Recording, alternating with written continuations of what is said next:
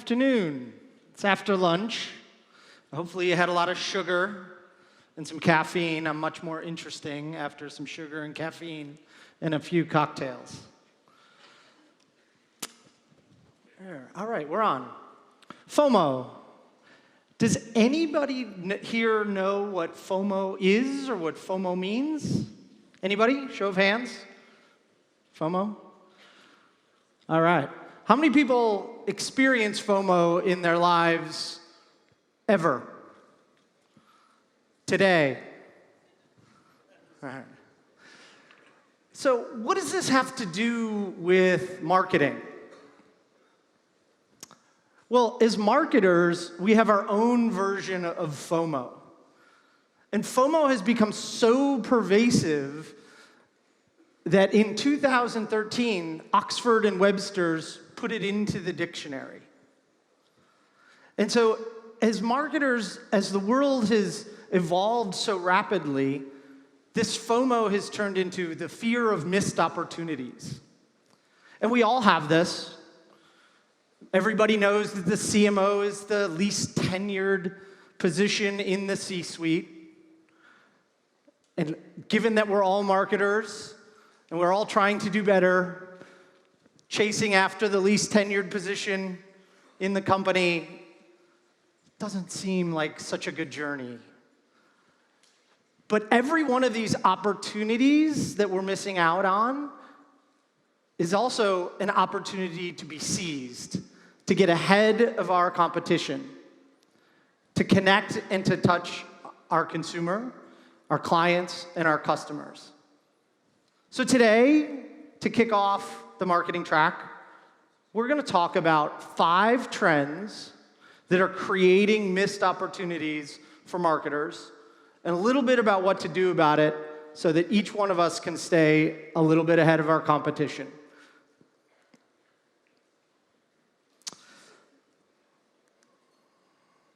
So the first one, social connected the world. Let's start at the very heart of FOMO. At the very heart of it is this trend: Facebook, Twitter, Instagram, Snapchat. It's created an environment where we get to tell the world what we like, what we dislike, what we're feeling in the moment, all the time. And it's created a very fragmented, confusing world for marketers. How do we interact with this? What is happening out there? I had a very negative experience at a large retailer not too long ago, a few months ago. It was in the store, and I had just a terrible experience. So I got home, and I was pretty upset, and I posted about it. And a bunch of my friends jumped in on the thread and shared some of their experiences. And I tagged this retailer, and I was shocked. I got contacted by the retailer. So it's just a few short years ago, I would have gone home, been upset, gone to some dinner parties, talked poorly about that brand, and wallowed in my negative experience. But this retailer reached out to me, offered to help fix the problem. Just that offer to fix the problem turned me from a naysayer and a negative experience to a brand champion. Immediately, I felt cared for, and I felt, wow, this brand has really got it going on, and I really want to be a brand advocate for them. So they did something. They focused on what the customer was saying. Sounds simple. Real people. Marketing is and has always been about real people. In digital, someplace along the way, over the past 10 years, we lost sight of this. I recently read a stat that said 70% of all the ads bought on exchanges. I don't know how true this is, so take this with a grain of salt. 70% of all the ads bought on exchanges, when reviewed by the marketing teams, were on undesirable content. Someplace along the way, we forgot about people. Simply by focusing on what people are telling us, listening to what they're saying, and leveraging these vehicles to have a two-way dialogue, all the information that we need is sitting there. Another good one. Fitness. We grow up in a world where the rush for gym memberships starts right after New Year's. How many people think that the best time to market gym memberships is in January? Show of hands. Okay, so you're smart. You know it's a trick question. We know that the consumer has told us that it's actually right before the summer.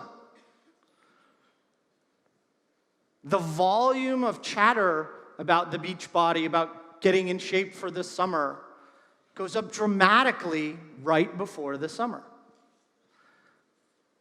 So as marketers, we can seize this opportunity. We can take this fragmentation and leverage it to get back to the basics of real people. The second one, mobile broke the internet. Uh-oh, what does this mean? Mobile broke the internet. The mobile device is the fastest adoption of a mass communication technology that the world has ever seen. It took radio 38 years to reach its first 50 million users. It took television 13. The mobile device in just the last 7 has connected almost 2 billion people. That's a staggering number. But not quite as profound as the next piece of research that I found. In 2014, more time was spent on a mobile phone than there was on television. The last time that happened was in the late 1950s, when television overtook radio for the dominant form of mass communication. And just think back, how many people remember that? Good. The last time this happened, think about what changed. Literally everything in our lives. How we get news, how we derive entertainment, how we watch sporting events. Literally everything in pop culture changed. And the technology that we've been using for the last decade to execute our marketing on the internet doesn't work on mobile. Cookies don't work. The formats are irrelevant. The experiences have changed. And the expectation of the consumer is far different. I expect information to be presented to me on my phone because it's the most personal device that I have. I spend less than 2 waking hours with it. There's research that suggests that 1/4 of the population has their phone handy while having sex. Not sure I want to know anymore. But this device has changed everything.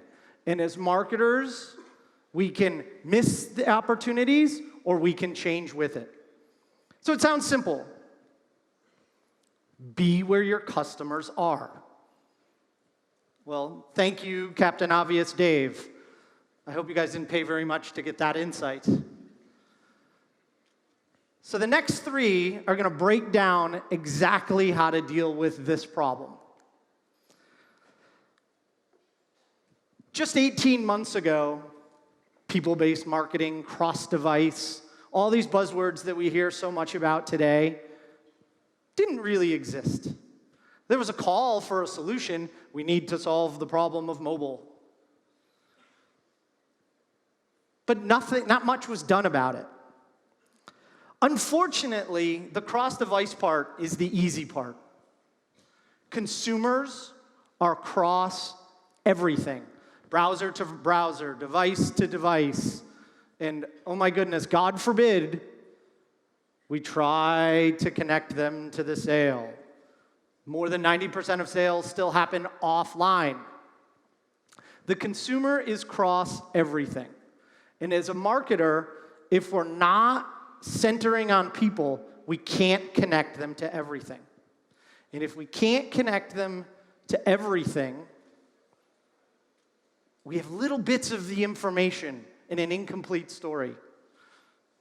Tommy Hilfiger and their German retail chains switched their measurement methodology and discovered that their mobile activities were impacting 13% of their in-store sales. That's a huge number. It dwarfs the digital efforts. So understanding the customer journey. Live Nation is the world's largest ticket seller. It's probably the best example of this. 93% of people who go to concerts discover that information on their phone. But almost all of their sales happen on a computer. Across every category, we know that this is true of nearly half. 4 out of 10 of all transactions start on one device and move to another. By shifting the measurement methodology and looking at people across everything, Live Nation was able to find 2/3 more of their sales tracked back to their marketing activities. This means that every single one of you is probably doing a better job than your boss knows about. How many of you would like to walk out of here with proof for your bosses that you need more budget and are doing a better job and deserve a raise? Anybody? All right. That's what we're talking about. You're actually doing a better job. Let's go out and prove it. Native. Anybody heard about native? I've heard it's a thing. Native is king.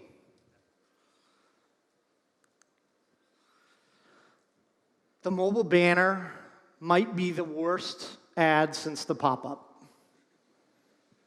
We killed that thing because it was awful. The mobile banner is just as bad. Does anybody remember when it first came out? 5, 6, 7, 8% click-through rates? And there were loads of companies running around talking about this mobile banner. Well, it turns out it was just a mistake on your thumb. That's not marketing. Great marketers create value. And that's what this is about. Cheetah Mobile. Cheetah Mobile is the world's largest app-based tool builder. They build things like AppLock and Clean Master and Battery Doctor and things that we use every day on our phones. But they also happen to be one of the world's most innovative native marketers. This is AppLock. And this awful little banner down at the bottom is the experience of old. But through a bunch of data and a bunch of research, they figured out that if they got side-scrolling products that went through that were tied to what the users are actually interested in, that they could increase actual conversion rates for their marketers by 150%. Oh, sidebar, it doubled their effective CPM on this page. So if you're a developer interested in monetization, native is king. The truth of the matter is, we didn't need to go to college for marketing to figure this one out. I have an Irish mother, despite my last name. I have an Irish mother, I have an Irish grandmother. And they would never let me get away with the obnoxious interruptions that these banners and these pop-ups and all these bad things that over time go away. And the mobile banner's the next one. So let your competition suck up all the banners, let them miss out on all the opportunities, become integrated and create value and seize these opportunities. So there's fraud on the internet. Shh. Don't tell anyone. The hardest part about sifting through the noise is that we are marketers. We have budgets. We have goals. We have metrics to hit. And the world brings us opportunities all day long. And everybody has the solution to all of our problems. But beware. So this is the part in the presentation where I'm supposed to give you my sales pitch. And I'm supposed to tell you about something that we do that is amazing, that solves all your problems. I'm happy to do that in the hallways, but I'm not going to do it here. My Irish mother and grandmother would also consider that rude. So I'm not going to do that. What I am going to do is give you 3 words. And with these 3 words, if you remember nothing else, you can apply these 3 words to every opportunity that comes your way, to every marketing strategy, to every initiative that you have, so that you could stay focused on the real people. Accuracy, persistence, and scale. Ask questions. Ask. Be self-critical of your market, your own strategies. Be critical of the opportunities coming your way. Help your teams make sure that the sources of people that they're getting access to are accurate. How are they validated? Who said that your scale was that number? How do you know that they were actually real people? How many of them can you actually hit in my time frame? Can you guarantee that? How do you know? What kind of persistency do they have? How many times do they come back? Are they actually cross-device? On which screens do you see them? These are all the kinds of questions that sit behind accuracy, persistence, and scale. So as we kick off into the rest of the marketing program, keep those 3 words in mind. Don't get caught in the missed opportunities. Seize them and beat your competition to the punch. Thank you.